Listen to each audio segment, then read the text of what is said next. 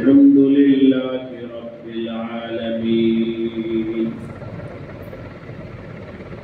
والعاقبة للمتقين والصلاة والسلام على سيد الأنبياء والمرسلين وعلى آله وأصحابه أجمعين أما بعد فأعوذ بالله من الشيطان الرجيم بسم الله الرحمن الرحيم يدخل من يشاء في رحمته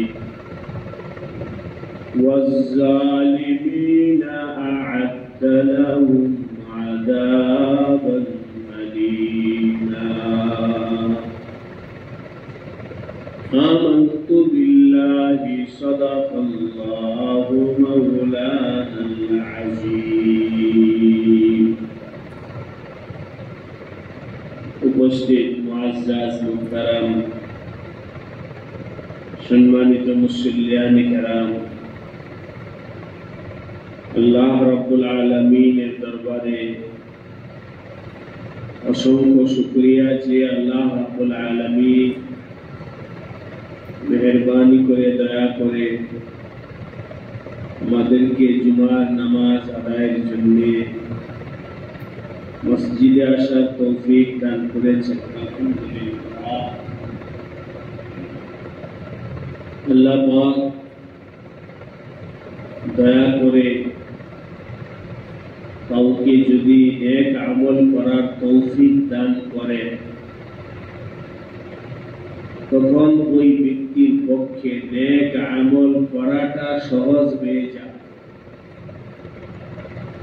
তখন সে নেক আমলের প্রতি দাবিত হয়, নেক আমলের আগ্রহ দিলের মধ্যে পয়দা হয়, নেক আমলের মহব্বত দিলের মধ্যে পয়দা, আর সে অগ্রসর হতে থাকে। এর বিপরীত আল্লাহ পাকের তৌফিক, আল্লাহ তাআলার দয়া, আল্লাহ তাআলার রহমত কারো যদি শামিলে হাল না হয় তখন হাজারো চেষ্টা করেও মানুষ তার আল্লাহ পাকের ইবাদত করতে সক্ষম হয় না। কখনো তো দ্বার প্রান্তে পৌঁছায়ও আবার ব্যর্থ হয়ে ফিরে আসে। কেন? আল্লাহ পাকের দরবারে মঞ্জুর হয়, আল্লাহ পাকের দরবারে তোমার নাম লেখা হয়নি। এই আমলের ব্যাপারে আল্লাহ পাকের দরবারে নাম লিপিবদ্ধ হয় নাই, যার কারণে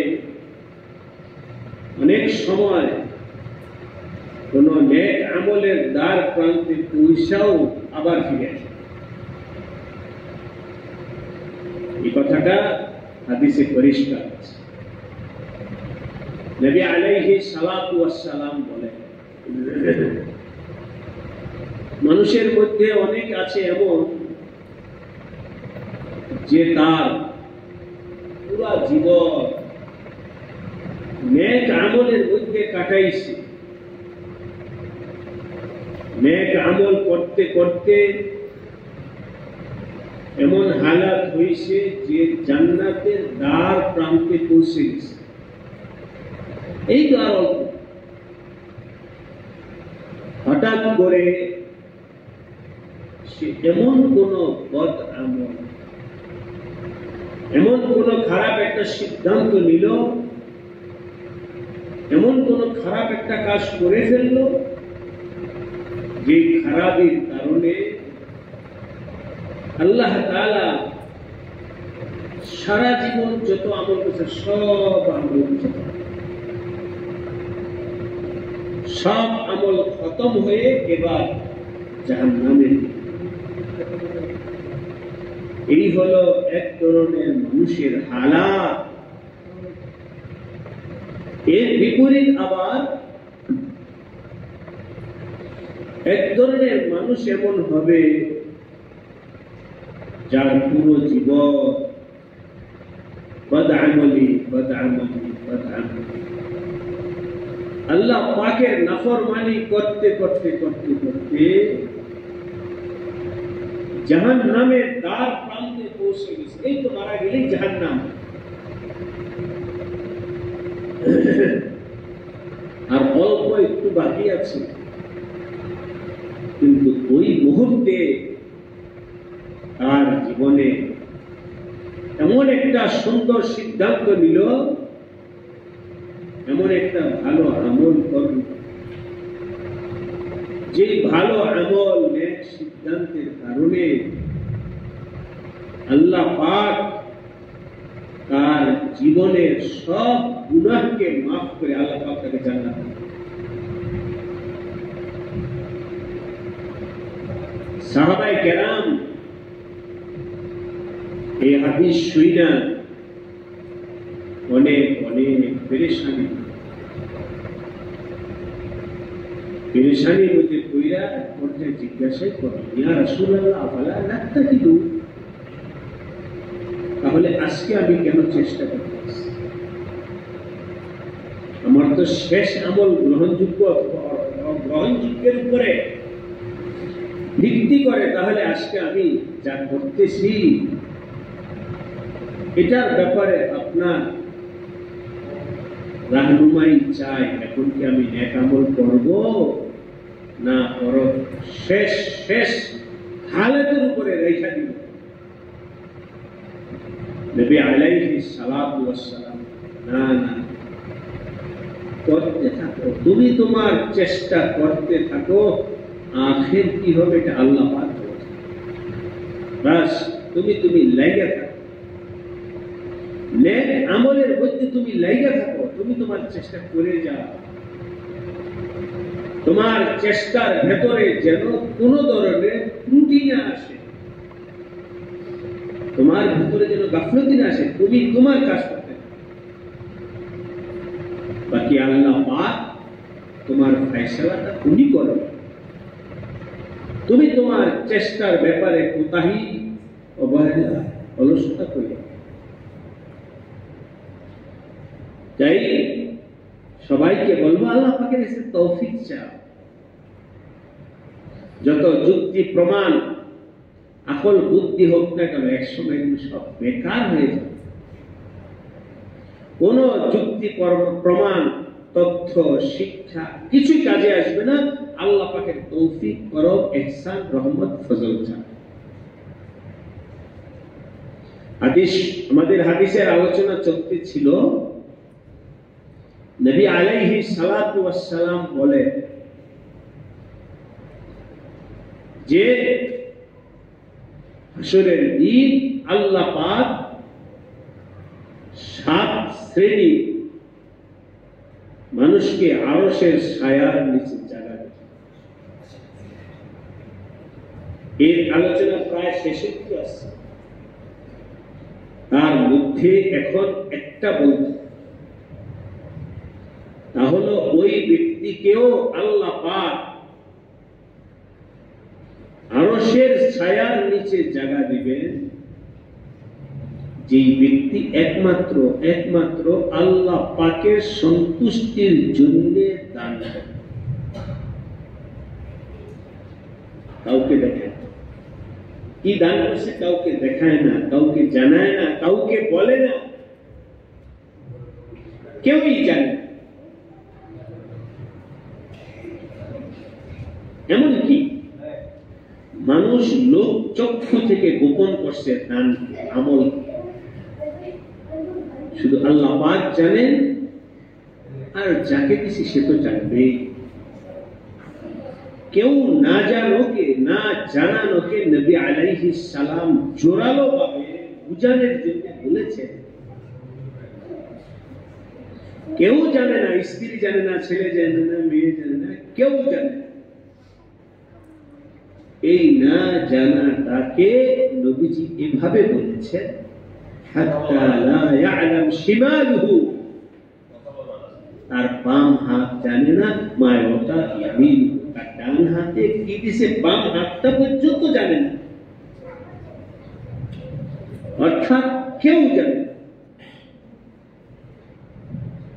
দান করছে একমাত্র আল্লাহ পাকের জন্য, কাউকে কোনোদিন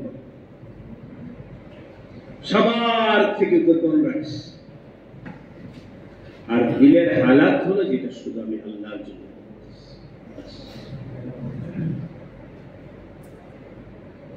আমরা এই মজলিস বা বয়ানগুলো এই জন্য কাউকে ছোটখাটো করার জন্য, সবাই যেন নিজের আমলটাকে নিজে নির্বাচন করে নেয়, কোরআন হাদিসের বুঝটা যেন নিজে নিয়ে আমল করতে।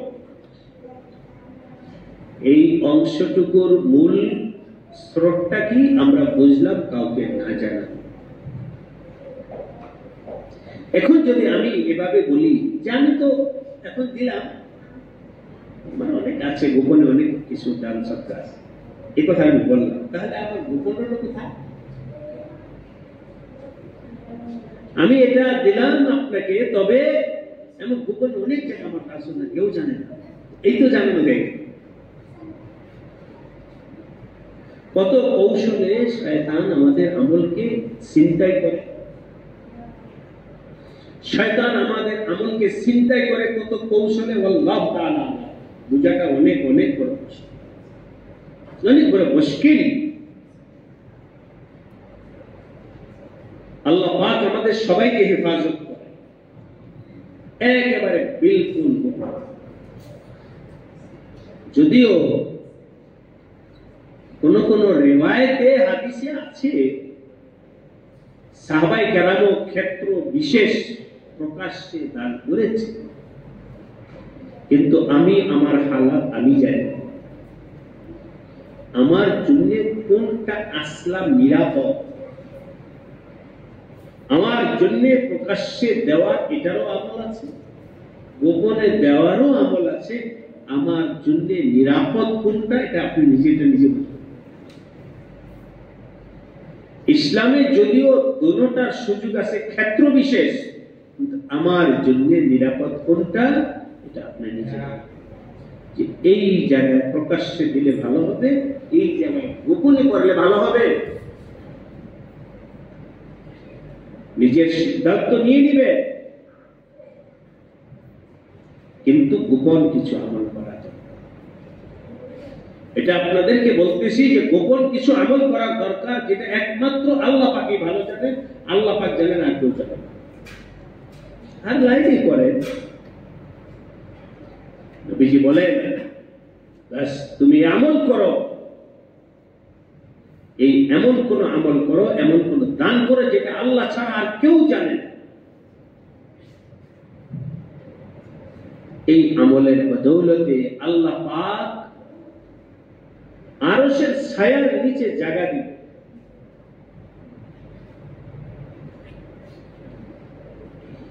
অন্য হাদিসে এই কথাটাকে আরেকটু মজবুতির জন্য অন্য একটা হাদিস, নবী আলাইহিস সালাতু ওয়াস সালাম কত যে চেষ্টা করছে আমাদের কলবকে দুরুস্ত করার জন্য, আমাদের জিন্দেগি সুন্দর করার জন্য। একটা কথা কতভাবে বলেছেন, উদাহরণ দিয়ে, এক্সাম্পল দিয়ে, রাগ করে, ধমকি দিয়ে, নরম করে, বিভিন্ন ভাবে একটা কথা বলেছেন। উম্মত যেন জান্নাতি, উম্মত যেন আমলওয়ালা হয়, উম্মত যেন সহি তরিকায় চলনেওয়ালা হয়। 23 বছরের নবুয়তের জিন্দেগি সারাক্ষণ কেবল বলছে, শুধু নবীজির থেকে শিক্ষা এটা শুধু বলার দ্বারাই না, ওনার 23 বছরের নবুয়তের জিন্দেগি পুরাটাই উম্মতের জন্য হেদায়েত এবং রাহনুমাই। চুপ রয়েছে ওইটাও, ওইখানেও শিক্ষা আছে, বলছেন সেখানেও শিক্ষা আছে, ঘুমাইছিলেন সেখানেও শিক্ষা আছে, হাসছেন সেখানেও শিক্ষা আছে, বৈশা দিয়েছেন সেখানেও শিক্ষা আছে। হার নকল ও হার কাজ 24 ঘন্টা সবটাই উম্মতের জন্য শিক্ষণীয় আছে। একজন কথা স্কুল কলেজ ইউনিভার্সিটি অথবা মাদ্রাসা শিক্ষক পড়ায় ছাত্রদের কতক্ষণ আর পড়ায়? ক্লাসের মধ্যে যখন পড়াইতে থাকেন 1 ঘন্টা পড়াইলে আবার বিরতি আছে, ছুটি আছে। উস্তাদদের কাজ তো সারাক্ষণ কেবল পড়াইতে থাকে, বিশ্রাম আছে, খাওয়া দাওয়া আছে, সবকিছু আছে। কিন্তু আমাদের নবীজি আমাদের জন্য এমন শিক্ষক ছিলেন যা সবটাই পাঠের অংশ,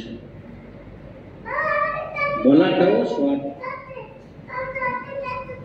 যাই হোক, এই কথাটা আপনার খুব দিলের মধ্যে বসাবো না। 24 ঘন্টায় আমাদের জন্য পাঠ, দর্শ, ক্লাস।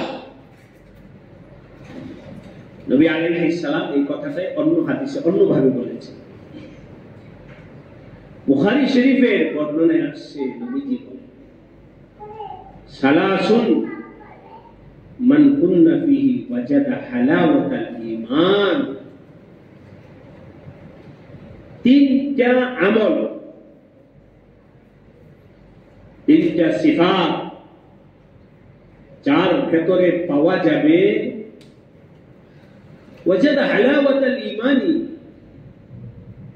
ওই ব্যক্তি ঈমান কাকে বলে, ঈমানের স্বাদ সে আস্বাদন করতে পারবে, নিজের দিল সাক্ষী দেবে যে না,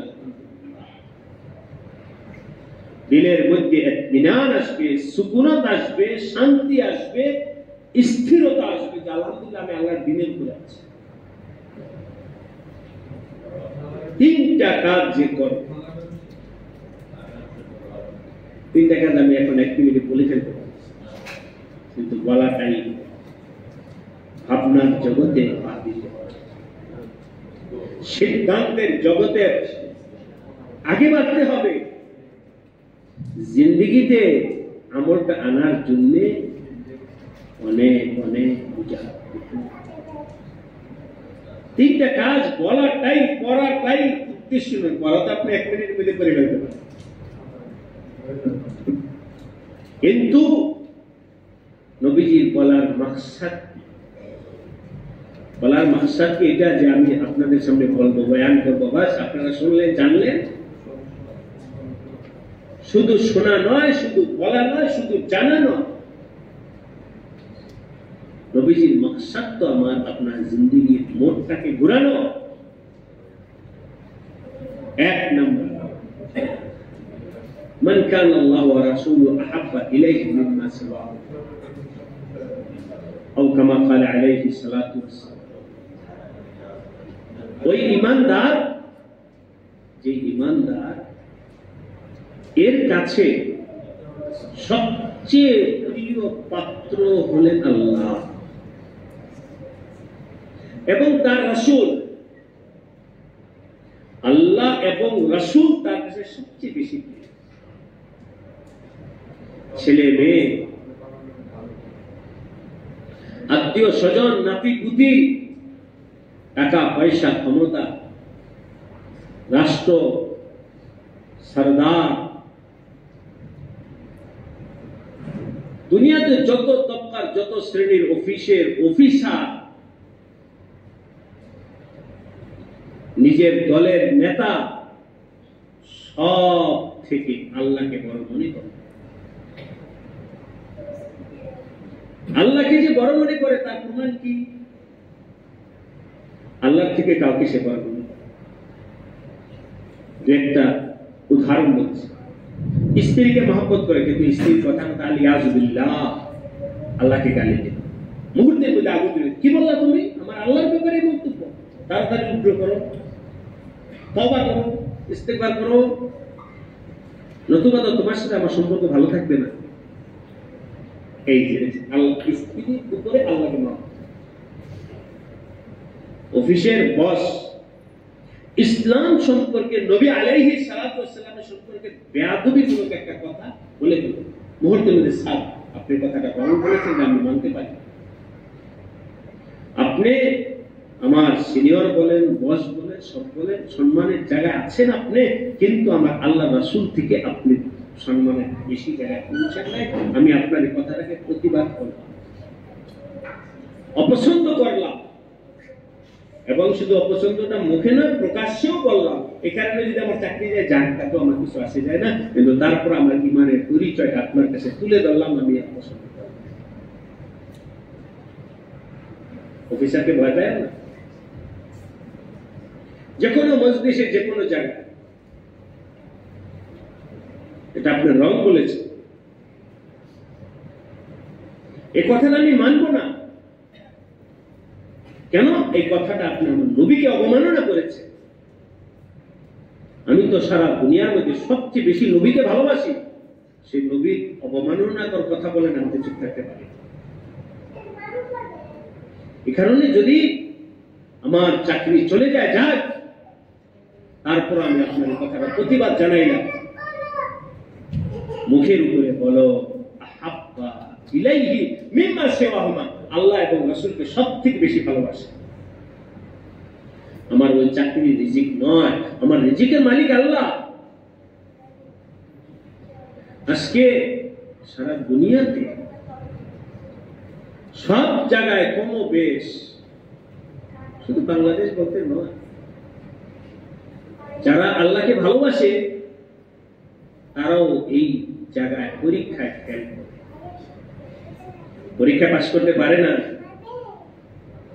হার নাজায়েজ মানুষের কাছে ভালো হতে চায়, বসের কাছে ভালো হতে চায়, নেতার কাছে ভালো হতে চায়। সুতরাং সে রং বললে বলে জি স্যার, আকীদার খেলাফ কথা বললে বলে জি স্যার।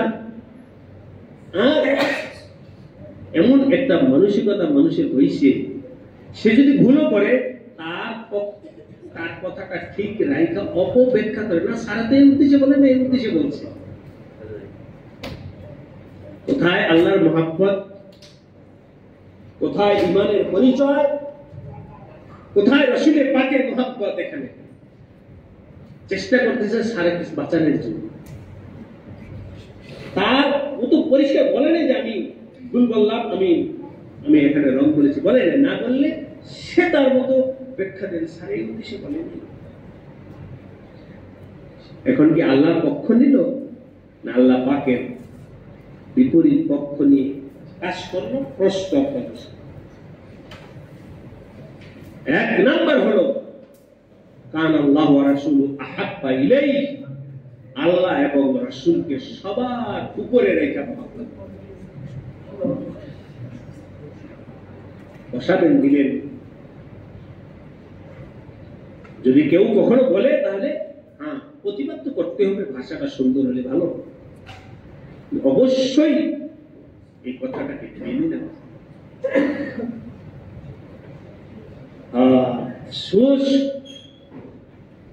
আজকে দুনিয়ার স্বার্থের খেলাফ যদি স্যার কিছু বলে প্রতিবাদ হয়, নিজের ব্যক্তিগত স্বার্থের খেলাফ যদি কিছু বলে তাহলে এটা উত্তর দিতে দেয় ঈমানের খেলাফ, ইসলামের খেলাফ, নবীর খেলাফ, আল্লাহর খেলাফ যদি কিছু বলে তাহলে মাথা নিচু করে বসে থাকে।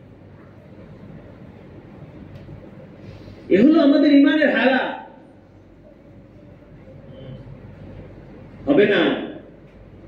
নবীজির হাদিস, মান কানা আল্লাহু ওয়া রাসূলুহু আহাব্বা ইলাইহি মিম্মা সিওয়াহু। 2 নাম্বার, আমি যদি কাউকে ভালোবাসি, থাকতেই পারে দুনিয়ার জগতে সবার সাথে তো আমার আদাওয়াত, শত্রুতা, বিরোধিতা চলবে না, মানুষের সাথে মিলেমিশে চলবো, এটাও ইসলামের বিধান। তবে 2 নাম্বার, যদি তুমি কাউকে মহব্বত করো, যদি তুমি কাউকে ভালোবাসো, যদি তুমি কারোর সাথে সম্পর্ক রাখো, তাহলে সেটাও হবে আল্লাহর জন্য। তুমি কারোর সাথে সম্পর্ক রাখলে আল্লাহর জন্যই রাখো, কাউকে মহব্বত করলে সেটা আল্লাহর জন্যই, অন্য কোনো মাকসাদ হইলে তুমি ব্যর্থ। দেখো, তুমি সিদ্ধান্ত নাও এগুলো সব নিজেকে নিয়ে ভাববে, নিজের জীবনকে নিয়ে ভাববে। 3 নাম্বার হলো কুফরিকে, শিরকের কাজকে, কুফরিকে অপছন্দ করা। যে কোনো শিরকি এবং কুফরি কাজকে এমন ভাবে অপছন্দ তোমার করতে হবে ঈমানওয়ালা, যেমন তুমি আগুনে নিক্ষেপ হওয়াকে অপছন্দ করো। কেউ যদি বলে যে এখন তোমাকে আগুনে নিক্ষেপ করো, কোনো না কোনো মতে আর দম ফিকির থাকে কিভাবে আমি এখান থেকে বাঁচতে পারি, পলাইতে পারি, দৌড়াইতে পারি, নিজের জীবনকে রক্ষা করতে পারি, কারণ আগুনে ফেললে আমার আর বাঁচা নাই। এই আগুন থেকে বাঁচার জন্য তুমি যত কৌশল, চেষ্টা, সবকিছু করো। বিল্ডিং এ আগুন লাগছে, ছাদের উপর গিয়ে লাভ দেয়, অথচ আগুনে পড়লে যেমন মারা যাবে, ছাদে গিয়ে লাভ দিলেও মারা যাবে। কিন্তু ওই সময় হিতাহিত জ্ঞান থাকে না। ওই সময় হিতাহিত জ্ঞানে এটা আসে যে আমরা আগুন থেকে বাঁচতে হবে, ওই ছাদের উপর হিতাহিত জ্ঞান নাই যে এটাও যে মৌত, আগুন থেকে বাঁচতে হবে। এই মানসিকতায় ওই সময় আকল বুদ্ধি বিলুপ্ত হয়ে যায়। কেন? আগুনের ভয়ে। নবীজি বলেন আগুনকে যেমন তুমি ভয় পাও, ঠিক এমনি হবে কুফরি এবং শিরকি কাজকেও তোমার এমনই ভয়, ঘৃণা করতে হবে, তার থেকে দূরে থাকতে হবে। কুফরির কাজের কাছে যাওয়া যাবে না, শিরকি কাজ থেকে দূরে থাকার চেষ্টা করো। এই 3টা কাজ যে ব্যক্তি করতে পারবে, নবী আলাইহিস সালাম বলেন যাকা তাআমুল ঈমান, হালাওয়াতুল ঈমান। মান কানা সালাসুন মান কুন্না ফিহি ওয়াজাদা হালাওয়াতুল ঈমান। এবার বুঝবা নামাজের কি মজা, আল্লাহকে ডাকতে কতটা ভালো লাগে, তেলাওয়াত করতে কতটা ভালো লাগে, আল্লাহর কথা শুনতে কতটা মজা লাগে। এখন বুঝে আসবে, কারণ কলব তো সহি, কলবের মধ্যে যার মহব্বত, তার কথা শুনতে ভালো লাগে, তার হুকুম মানতে ভালো লাগে, তার ইত্তেবা করতে ভালো লাগবে, সব ভালো লাগবে। কেন? কলবের মধ্যে তো তার মহব্বত আছে। আল্লাহ পাক আমাদের সবাইকে শুধু আল্লাহ পাকের রেজামন্দি, সন্তুষ্টির জন্য আমল করবার তৌফিক দান করেন। গায়রুল্লাহকে খুশি করা, গায়রুল্লাহ থেকে বাহবা নেওয়া, গায়রুল্লাহ পিছনে চলে আল্লাহকে নারাজ করা, এটা কোন মুমিনের জন্য শোভা পায় না, এটা জ্ঞানী মানুষের কাজ না। আজকে তুমি যাকে খুশি করতে চাইতেছো, আগামীকাল সে তোমার শত্রু হয়ে যাবে। আজকে তুমি যাকে বন্ধু বানাইতেছো, আগামীকাল সেই সবচেয়ে বড় ক্ষতিটা তোমার করবে। এমনকি আজকে আপনি যাকে আপন মনে করতেছে, এখন আমি আপন মনে করলে কেউ, তার ভিতরে যদি আপনাকে আপন মনে করা নাই, আমার আপন মনে করাটা ভুল। যে কোনো সময় তোমার ক্ষতি করতে পারে, বিপদে ফেলতে পারে, তোমাকে বড় ধরনের জটিলতায় ফেলে দিতে পারে। কসম খেয়ে বললে ভুল হবে, আল্লাহ কখনোই তোমার ক্ষতি করে, আল্লাহ কখনোই তোমাকে বিপদে ফেলবে না, আল্লাহ কখনোই তোমাকে ইন্নাল্লাহা লাইসা বিযাল্লামিন লিল আবিদ, আল্লাহ পাক কোন বান্দার উপরে বিন্দু পরিমাণ অবিচার করেন। জুলম আল্লাহ পাকের সিফাতের মধ্যে নাই, বিলকুল নাই। তিনি কারো উপরে কখনো জুলম করেন, কারো উপর আল্লাহ পাক কখনো অবিচার করেন। একই দেখো তোমার ব্যাপারও আল্লাহ পাক কখনোই অবিচার করেন। একেবারে কোরআন হাদিসের কথাও কসম করে বললে ভুল হবে না। সুতরাং যেই আল্লাহ কাউকে ক্ষতি করে না, তিনি তো তোমার উপকারী করবেন, উপকারী করবেন। সুতরাং তাকে কেন নারাজ করতে চাও? তাকে কেন আপন বানাইতে পারো না? আল্লাহ সবাইকে চিন্তা ফিকির করে ওই 7 ক্যাটাগরির যে কোনো বলে সবগুলো যদি হয় তাহলে ভালো, আলহামদুলিল্লাহ, নূরুন আলা নূর। আর সবগুলো যদি নাও হয় তাও একটা সিদ্ধান্ত নিয়ে আমি আলহামদুলিল্লাহ সিরিয়াসলি ভাবে এই আমলটা ধরছি, এটা আমি করি, যেটার উপরে ভিত্তি করে আমি আশা করতে পারি যে ইনশাআল্লাহ আরশের ছায়ার নিচে আল্লাহ এই সিদ্ধান্তটা সবারই নেওয়া উচিত। এর বাইরে কোনো কামিয়াবি নাই, এর বাইরে কোনো পথ নাই। এই জন্য তো নবী আলাইহিস মাধ্যমে কিছু কথা একটা যদি বলতেন ওইটার উপর হয়তো আপনার ভিত্তির কারণে এটা পারলাম না, সেটা না পারলে আরেকটা করো, দ্বিতীয়টা করো, তৃতীয়টা করো, চতুর্থটা করো, পঞ্চম করো, ষষ্ঠ করো, সপ্তমটা করো, কোনো একটাও পারবো না। আল্লাহ পাক আমাদের সবাইকে সিদ্ধান্ত নেওয়ার তৌফিক দান করেন। আমিন ওয়া আখিরু দাওয়ানা আলহামদুলিল্লাহি রাব্বিল আলামিন। যারা সুন্নাত করেন তারা 4 রাকাত সুন্নাত।